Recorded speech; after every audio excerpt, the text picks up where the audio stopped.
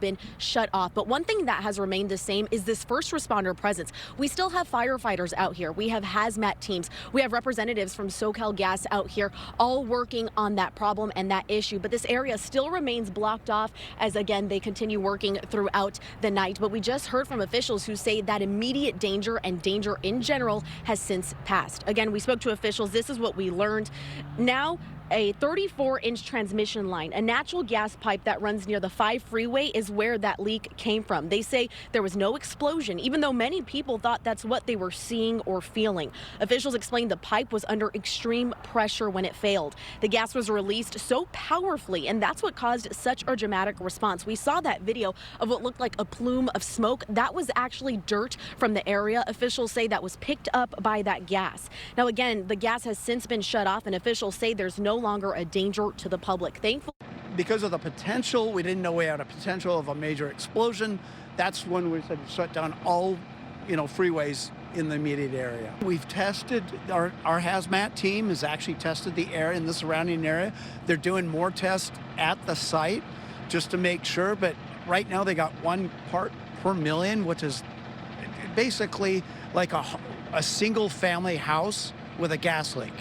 So in other words, we're safe.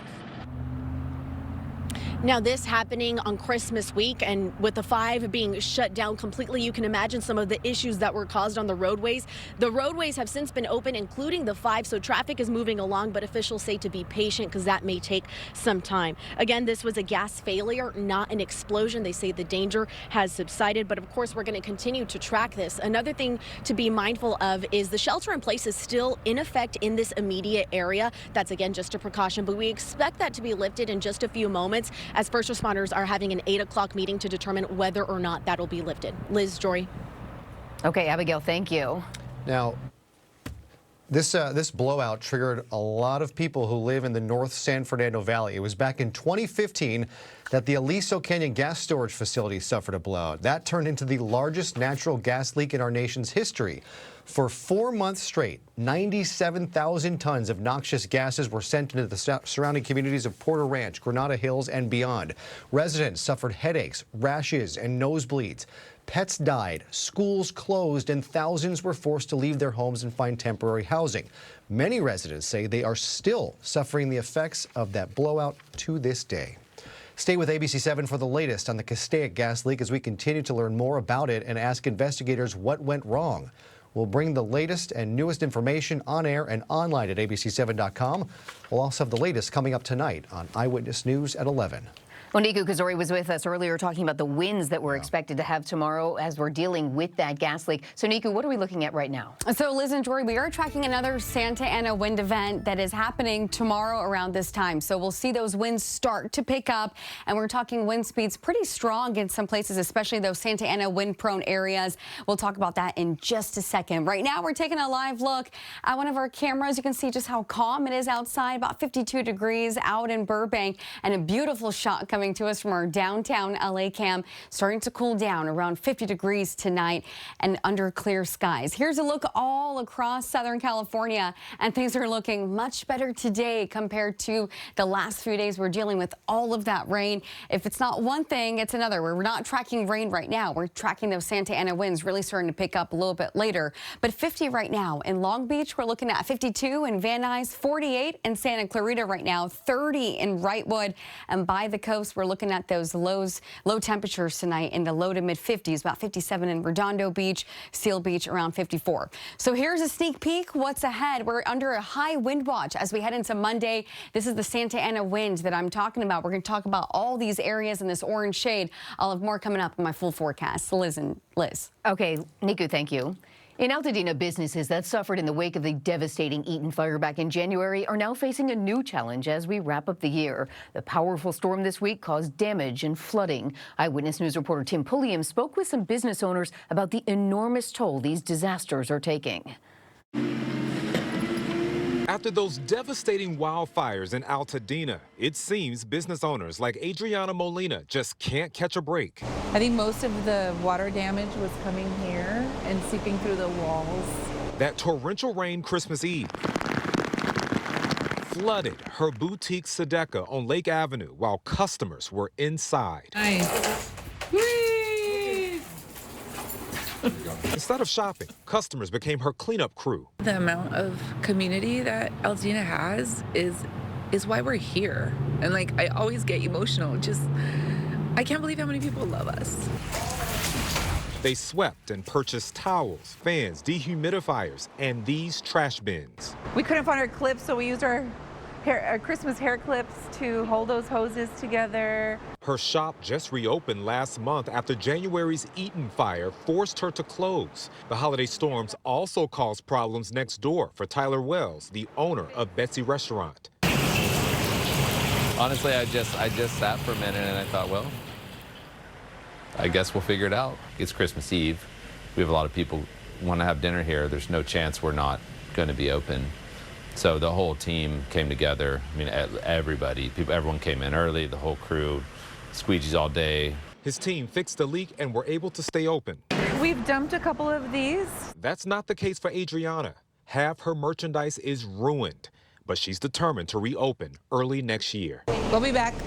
In Altadena, Tim Pulliam, ABC 7 Eyewitness News. Tim, thank you. Happening tomorrow, Santa Anita Park getting ready for its 89th winter racing season. Opening day was supposed to be yesterday, but the Christmas storms pushed it back a couple of days. This is the first time in 5 years the track won't begin racing the day after Christmas, but crews are still expecting a full day of action beginning at 11 a.m. Sunday. Some 40,000 people are expected to attend. During the rainstorm, we do what's called sealing the track, so not a lot of rain gets in it on the dirt course. So now it's perfect conditions for tomorrow. It was very rainy on the 26th, and now we have the opportunity to have turf racing, huge fields, really great racing. There are still seats available with tickets starting at $10 online, $20 at the gate. New here at 8, a mother in South Pasadena is hoping to get her son's Christmas e-bikes back after they were stolen from her condo. The theft was caught on surveillance cameras on Christmas Day. The mother says she gifted those bikes to her twins, but says someone got into her gated condo complex and took the bikes that she says are worth a combined $12,000. The mother believes they were followed home by the suspect prior to that theft. He literally stole Christmas from my twins. These were 2 electrical bikes that they treasured, that they received as gifts, and that they had more parts coming for them that they were building on. This is, something that they really treasured and loved. The Grinch can be anywhere, apparently.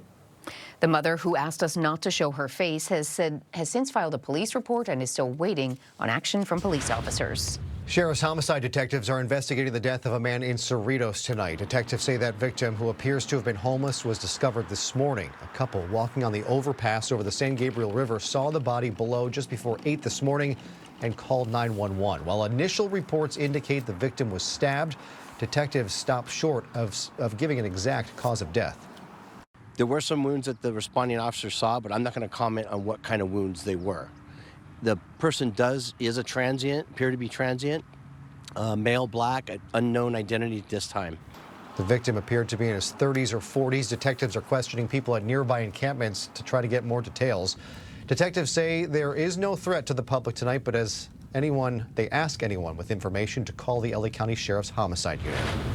A special holiday treat tonight for a 12-year-old boy who's still recovering from the aftermath of a helicopter crash in Huntington Beach. What are you going to do with all that money?